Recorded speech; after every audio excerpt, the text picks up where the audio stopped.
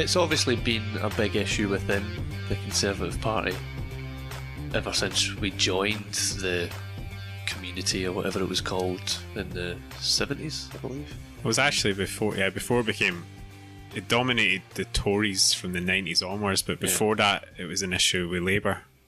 What people were saying with Corbyn is that for some of the last Labour's manifesto, if they would have been going against current EU law in regards to some of the policies.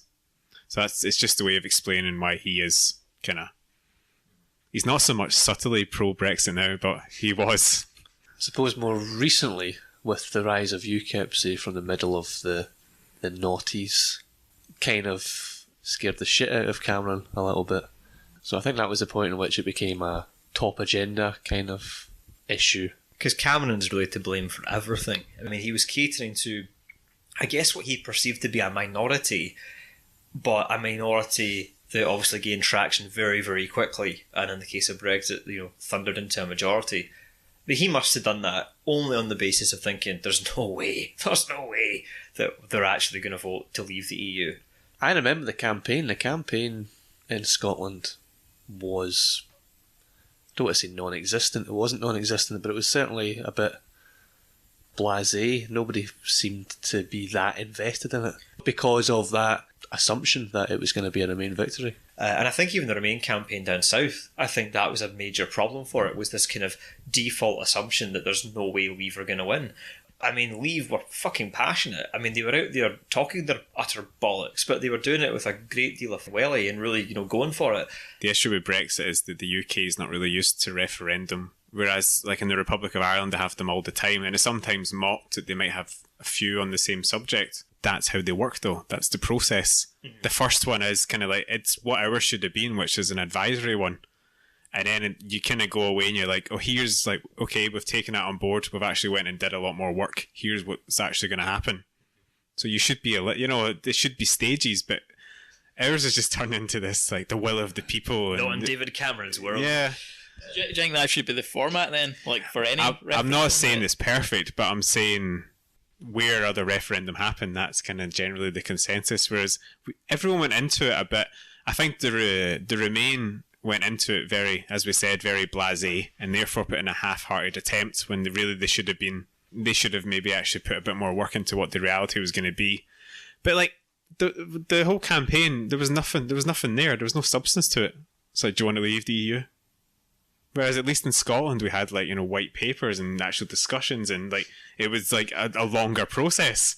There was still a lot of work to do, but at least there was something there. It was 2 years to do the work, at least in the first instance. Gotta say, people bash the white paper all the time, and some of the criticism might be valid, but at least we had one. The best thing about the white paper was the first half of it was the white paper, and if your attention span wasn't quite all there, the second half was the white paper again, but as a question and answer.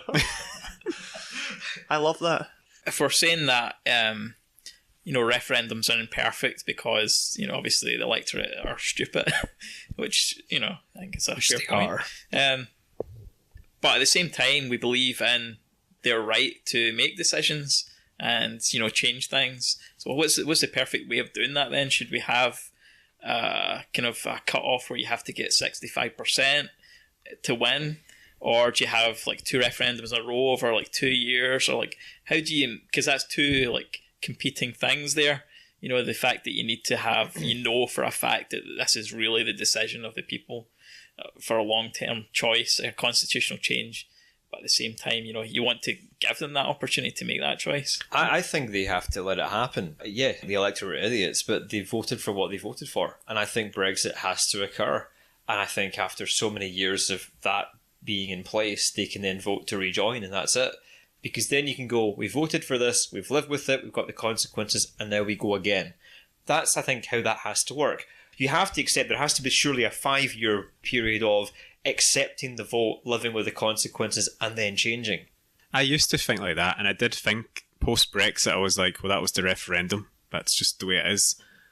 But the way it's played out, I think there's enough of an argument for it's not going to happen because the Tories are like determined to see it through.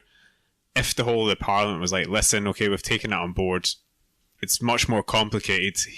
we need to have another referendum to confirm it. Here's here's detailed what's going to happen. To me, that's not subverting democracy at all. How does it fit into the idea of self-determination? So you're talking here about we're going to run the referendum again because now we're going to have more information, more of this, more of that. But is it really going to change people who think on a fundamental principle basis that our organisation in Europe should have fuck all to do with what Britain does internally? I think this is why Brexit is a nightmare.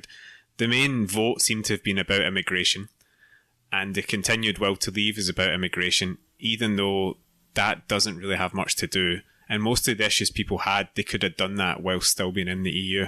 The vote to leave was not a vote to leave the EU, it was a vote for immigrants to leave the UK. I think it is all just immigration. It's just this, they want their country back, and you're like, from what? What are you talking about? And I think as you go deeper, it's the result of they all live in these deprived areas of 30 years that are rotting away, and they get a chance to vote on something that means it, and they're like, yeah, fuck it. Is Brexit like the ultimate legacy of the Tory party? Because you're talking about these deprived areas, poverty, being you're saying those are the things that are driving this. So is the Tories' ultimate legacy that by creating a nation of extreme poverty and nationalism being connected with that, and then thrusting a Brexit vote, is this all kind of just to do with that idea that by basically a Tory government raising a nation of arguably poorly educated people with not an awful lot of upward mobility due to the setup that they have created, is this all an inevitable consequence of their governmental decisions, and therefore David Cameron's a fucking idiot for putting the vote out in the first place because he should have known better? It's all the Tories. Definitely. Can I be controversial for a second? Right, do it. And defend David Cameron? Because you're right in what you're saying. Like, he was the actual guy who's in charge who decided that yes, these referendums can go ahead. Well, how much of it was actually his decision and folk who are behind them? It's kind of hard to know. But the concessions he got when he went to the EU and he tried to bargain with them to say my country seems like it's a lot of people want to leave the EU and it's like quite a crisis. Can you give us any kind of concessions here? And it's actually not that bad in retrospect. You look at what he got. I think it was something like a 6-year kind of moratorium, and people coming from the EU before they were able to get benefits and stuff like that. And that's these things are probably, now looking back on it, you think actually what you got was actually pretty decent and should have been enough to actually salvage it. Is that not a failure then of the Remain campaign not to play up?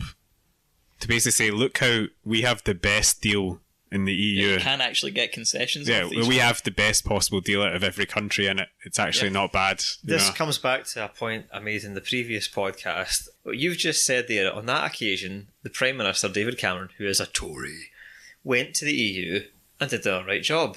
He got some concessions.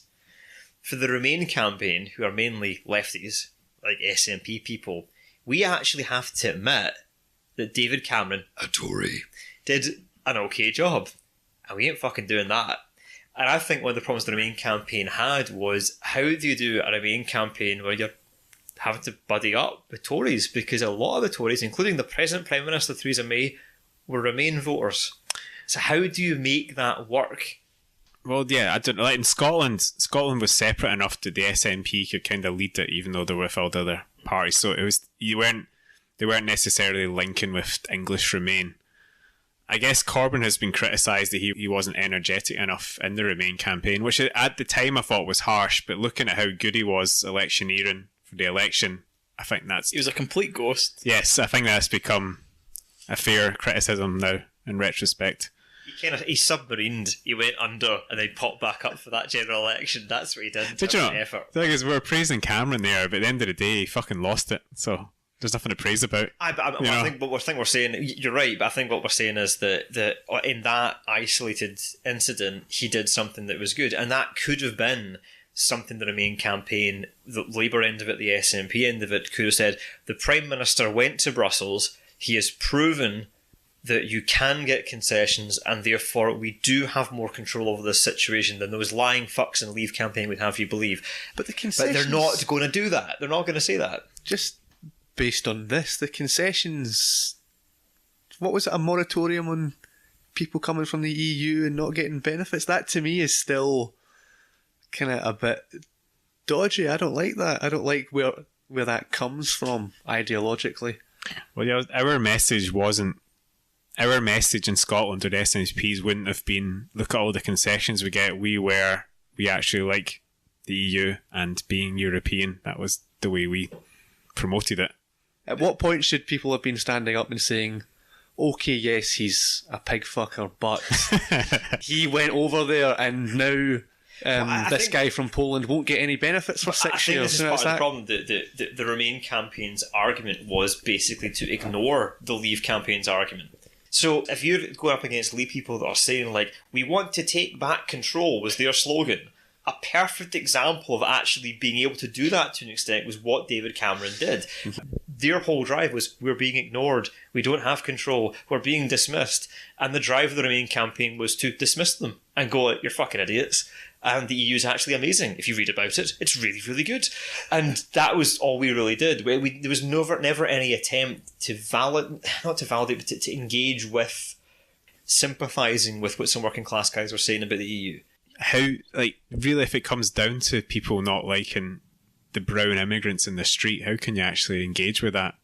You're not going to be able to debate with them. That's a really good point. They're just going to be like, no, I fucking want them out. And I don't have a comeback to that. Yeah.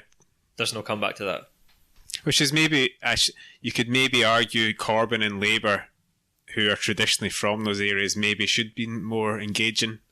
It seems to be, anyway, in Scotland, the areas that, benefited from all the EU projects, like, they seem to go, yeah, we benefited from the EU money. But there's places in Wales who, like, voted to leave, who benefited more, but they can't see past, like, I don't know, I'm not going, probably their own racism, to see that they're harming their own community for what they think is going to improve it. Or I don't know. Did you think we were going to vote Leave? Did you? What point did you do what Cameron did and assume we were going to vote Remain? I always thought we would have voted Remain, but as far back as the run up to the Scottish referendum, I remember talking to people and saying, almost preempting it, because I knew the Tories had the EU referendum in mind, and talking to English friends were laughing at me. They were laughing at the prospect of us voting to leave the EU. And they were from London, but you're kind of going, oh no, I think England, at the time, I think England kind of could vote to leave. I didn't think as a UK as a whole we would. The day I always like stick my political bets on, that night I put 20 quid on at the last minute, and it was like it'd all been, the exit polls showed 52% Remain, and I got ridiculously good odds. Remember Farage went on TV at the exit poll and he was like, it looks like Remain's going to win 52%. We will never let this lie. We will have a second referendum and we will keep going. And then the next morning he's on like Good Morning Britain or whatever, and he's like, no, that's the result. Like, the people have voted, and it's like, 4 hours ago you were giving some talk. He's like, nah, that wasn't me. This kind of, it ties into a lot of like almost the Donald Trump stuff. Have you read Fire and Fury? Yeah. No. Oh god, it's fucking good. But that was the thing about the Trump election too, that he went into that as a business move to launch Trump TV network. That essentially the whole campaign, the battle plan was to get him as close to the end, but the working assumption was, of course, Hillary's going to win. So they wanted to basically come second and then make years of TV network programming off the back of like, we are the great rebellion against, the status quo. And then they fucking won by a mistake. And Farage, Fire and Fury, just please buy the book, read it, it's amazing. But like the Farage thing is very similar, that I think that this alt-right is kind of like a money spinner for a lot of these people. And I think that what happened was everyone assumed we're going to vote Remain, and then this thing caught in a way they weren't expecting. You could see it on the faces of Boris Johnson and Michael Gove when they gave that talk. They were shocked, you could tell, and they didn't know what to say. They didn't expect to win at all. Do you think if we're going to apportion blame, for like Brexit or whatever, do you not think the EU should, shoulder a lot of that? Because it's hardly like a blameless institution. There's like a lot of things that are wrong with it. I think it's hard to blame the EU in that they've kind of like catered to the UK for so long and given them, like, they weren't a complete like brick wall. They were kind of like, come on, here's a wee this, here's a wee that, and they've got to work as a whole big unit. So you can't, But maybe that's the problem, though. No, yeah, that's maybe that's well. part of I the- was going to bring it up earlier, but I'll stick it in now. What I think's the worst thing now is it's going to be such an economic fucking disaster. If, say, that wasn't so guaranteed, what's the big... Would people care as much? I think that there's two ways to look at it. It's the economic level, which is obviously shite, and it's going to hurt. I think, though, that it's also a statement of... I do see it as a regressive step. Yeah. I see it as the way it's been framed is you either have to be part of this imperfect group of nations or it's flag-humping, border, whatever. And I think I like humans working together in global cooperation. I like all that stuff. And that's what I want us to see us move towards. And I think the Brexit thing represents the Steve Bannon view of the world, which is very much like, we're not designed to do that. We must stay in our borders. Yeah. And that really horrible, isolationist, humans from different parts of the world should not interact or merge with other people. It's this kind of British insular nationalism of an older generation that's like stealing it from the youth and all these opportunities. The vote for me was, it wasn't about going, yay, the EU's great. For me, it was always framed of what's the choice? Because if it's a choice between an imperfect EU superstate or Nigel Farage or Boris Johnson running the UK, I'm all for that fucking superstate, man. Sign me the fuck up. It was always, out of the two scenarios, I viewed the EU superstate as being like the far lesser of the two evils. It feels like that's the same in a lot of elections these days, that people don't generally get really enthusiastic about one side or the other. They're just voting against the alternative. You know, it's like, oh, Farage, no way, man. Or like, Trump, and then they look at Hillary, It's risk it's management. like reactionary. It's voting against the thing that you don't want rather than being in favour of something that's good. Because, I don't think the EU is good. And I don't think not having the EU is good either. Both these circumstances have like things about them that are garbage. But I don't know. I still think the idea of nations working together. I mean, the EU has kept the peace in Europe since World War II. That I don't think can be disputed. I think that is a good thing. I mean, every country will have their wee niggles about the EU, but it's all weighing it up to see what like the greater good is. What is the alternative? I don't think there's a perfect alternative that's like available just now. I mean, I would have preferred them to go like the EFTA route, where it's more like what their EU was originally meant to be, which is just like a free trade area, and it's not like a super state. I don't think I think we've kind of played down a lot of what people in the EU actually want, which is to create a kind of a United States of Europe. That is quite a a serious thing. That's a lot of the people who are really in power are talking about. And we kind of like slag off kind of UKIPper type folk for like thinking that that's a reality, but it actually is. That they do want a more integrated kind of system. They've got their own currency. They would rather we have been part of that. Would you not think a global currency would be a logical step eventually for the human race? Yeah, non-state currency would be good. Crypto, okay, right, yeah. Yeah, it's kind of hard for me to measure like one form of government against another and say, oh yeah, that one's amazing and great, while that one's garbage, because kind of they're all fairly the same in a way that. And these votes that we have, you have 52% of people voting one way, and then everyone has to follow what they've said, which is basically the tyranny of the majority. If you manage to get one more vote than everyone else, then your say goes. So what alarms you would be almost the fear of the majority. That because the majority of the EU superstate suddenly said you all have to, shag a lamppost every Tuesday. Yeah, well, exactly. Is that what drives the Leave the campaign? principle of self-determination, which we've talked about before in terms of like the situation in Scotland. I think the closer you can get to control of yourself and what's going on in your environment, the better. There's definitely a few who truly believe that, but the vast bulk of people just hate foreigners. It would be good if we actually had it, if it was a proper political debate and people were weighing up this as future questions, but it's not. It's very... Like, there's the left-wing arguments for leaving the EU is pretty much all of that. They're terrified of this neoliberal juggernaut. But the problem with their arguments is that Britain hasn't been left-wing for decades, so you can't vote to leave when you're in a massive, growing right-wing bubble. So anyone who was on the left that voted Leave for that is a fucking idiot, if you ask me. But you don't know like which way it's going to go. I mean, if let's say Europe suddenly becomes more right wing, which it seems like it actually might be happening. You know, you get these kind of Austrian kind of right wing guys doing well. Italy, you know, the last election didn't look good for the left either. You know, so what if the EU, you know, in the next 10 years suddenly became a lot more right wing? Would that change your mind a bit? Well, no, it might do. Even at its core, the EU, that's kind of is, they kind of promote austerity. Like, that's at their core. So, and the way they kind of, I don't actually know too much about it, but they basically slapped down that the left-wing Greek government when they tried to, like, go up against their bailout.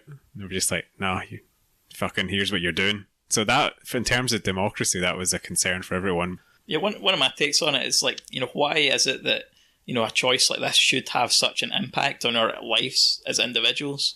Why is it so important? Why should the majority of people be able to make decisions for us that will impact us and, you know, not stop us from doing the things that we want?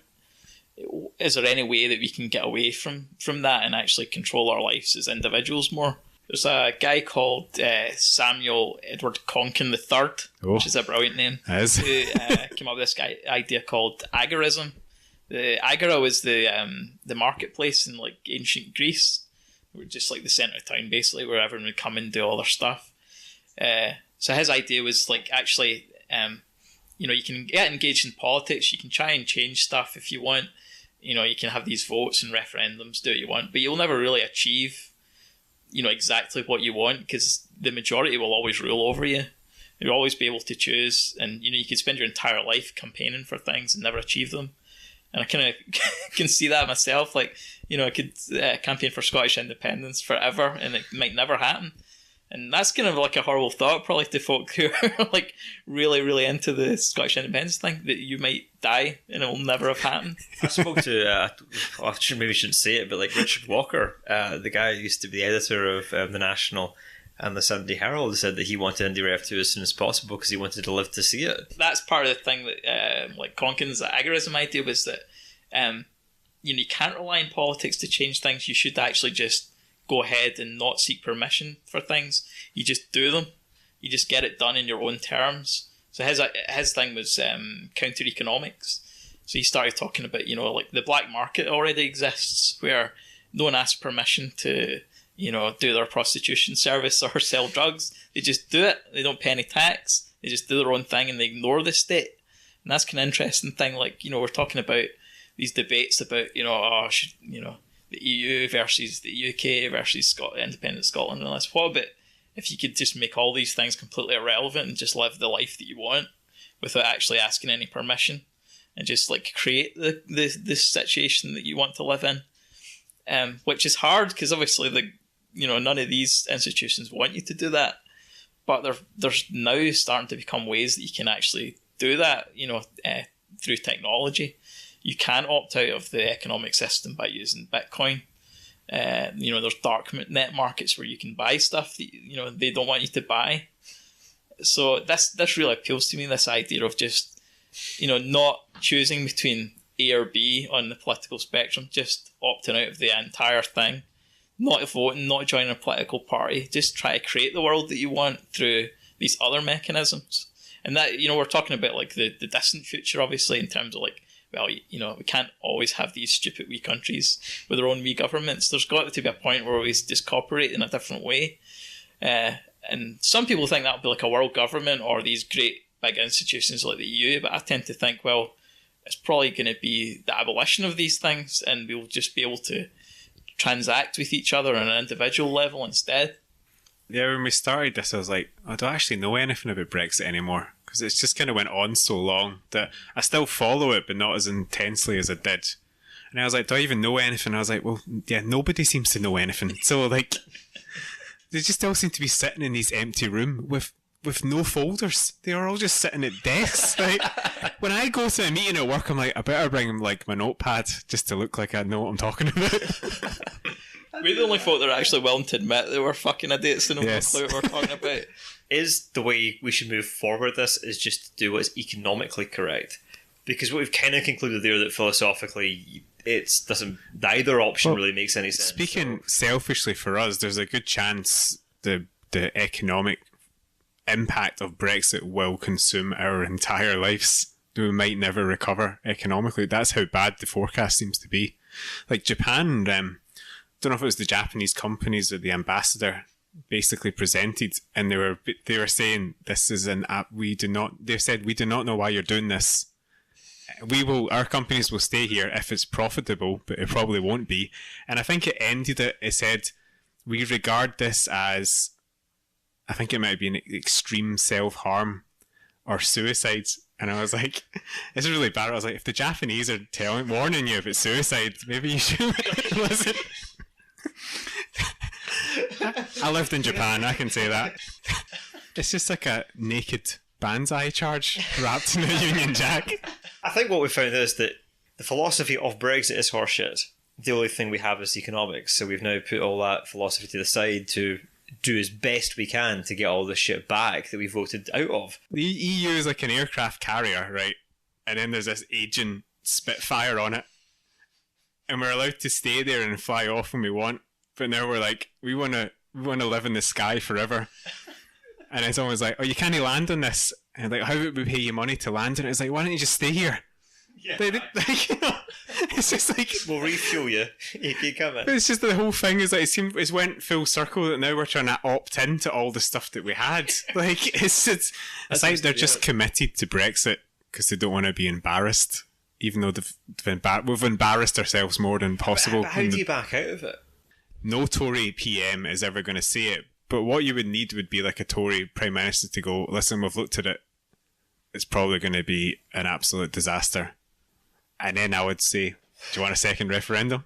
There you go. Well, they have done half of that. I mean, their own paper has said that leaving the single market at least will take 9% off GDP, or will equal a 9% hit. It's almost because it's went on so long. Only the people like us who care about it are reading that. Like, the ones who voted leave are just like, has it happened yet? Are we out yet? And then the thing is, they're going to be so upset when we do eventually leave, and nothing in their life is going to change. If anything, it's going to get worse. We'll just be out the EU and everything will be worse. Somehow it'll be the young people's fault because we didn't believe in their suicide enough. Think about all those great jobs they'll be able to get now that all the immigrants were doing, like cleaning toilets and picking fruit. Yeah. Picking fruit. Thank God we've got all our fruit picking jobs back.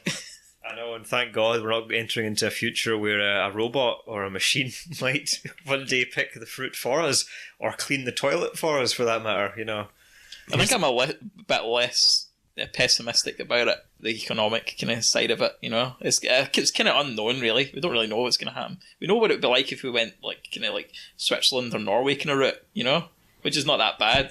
But I think the danger with it is that it's going to take time for people to adapt to that. Even if this does pan out that it's good for us in the long term, there's going to be a big transition period where we're not used to that and we're not selling our strawberries to wherever, it's going to take a hit. And, what happens politically then when we have, 5, 10 years of a slump, and folk are like, this is not work. Especially off the back of basically a decade of recession and austerity, so you're just prolonging that. Everyone else is doing fine in Europe, and we're like, oh, but we're our own country now.